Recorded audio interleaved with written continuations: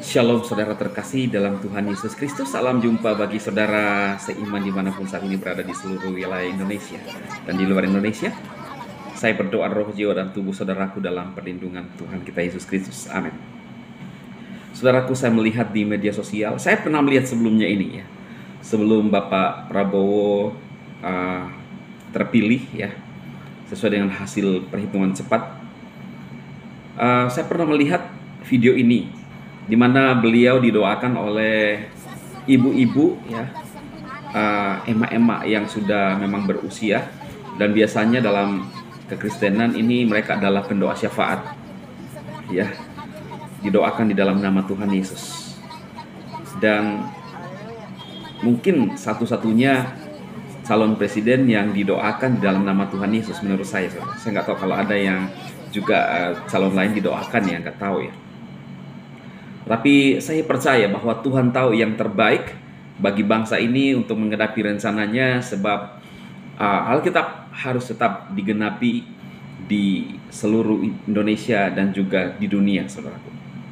Nah, Yesus berkata dalam Yohanes 14 ayat 13-14, "Dan apa juga yang kamu minta dalam namaku, aku akan melakukannya supaya Bapa dipermuliakan di dalam Anak.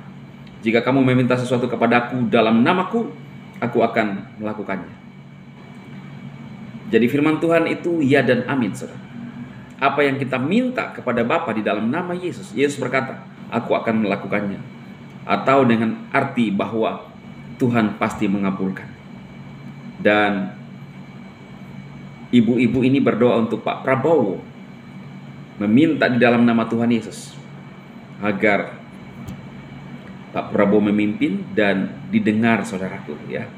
Di dalam nama Yesus, berkali-kali dia mengucapkan di dalam nama Yesus. Luar biasa hebat Tuhan kita ya.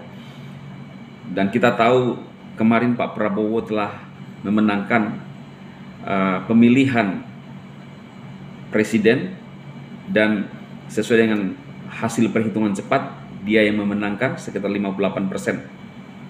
Dan biasanya kalau sudah keluar hasil perhitungan cepat, saudara, itu sudah valid ya, tidak lari dari perhitungan real count ya, perhitungan real dari KPU ya, seperti itu. Jadi saudaraku, apapun yang menjadi permasalahan kita saat-saat ini, datang kepada Tuhan. Yesus sendiri berjanji bahwa dia akan melakukannya. Apapun yang kita minta kepada Yesus, tentunya yang sesuai dengan kehendaknya, saudara. Bukan untuk keinginan-keinginan daging kita sendiri ya, jangan salah tafsirkan juga. Ingin sesuatu karena mau memuaskan diri sendiri, mau melakukan hal-hal yang mungkin yang tidak terpuji, Tuhan tidak akan menjawab, saudara. Tetapi dia akan menjawab kalau itu dalam rencananya, dalam kehendaknya, untuk kebaikan dan untuk kebenaran. Sebab Tuhan Elohim di dalam Yesus Kristus, dia adalah kasih, dan di dalam dia tidak ada kejahatan, karena dia adalah kasih. Jadi saudara, biar apa yang saya sampaikan ini membuka mata saudara-saudara sekalian bahwa Tuhan kita yang kita sembah di dalam Yesus Kristus adalah Tuhan yang hidup, Tuhan yang mampu menyatakan kuasa mujizatnya. Dan saya percaya itu saudara bisa alami apapun yang saudara hadapi saat ini. Dan saya percaya saudara pun bisa mengalami hal-hal yang luar biasa ketika kita berseru kepada dia.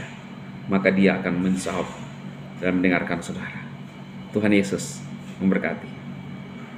Silakan saudara share video-video tayangan-tayangan PSD kalau saudara merasa diberkati, dan juga saudara mengambil bagian di dalam pelayanan untuk memberkati dan memberitakan kasih Kristus kepada dunia menjelang kedatangan Tuhan Yesus Kristus, saudara. Tuhan memberkati.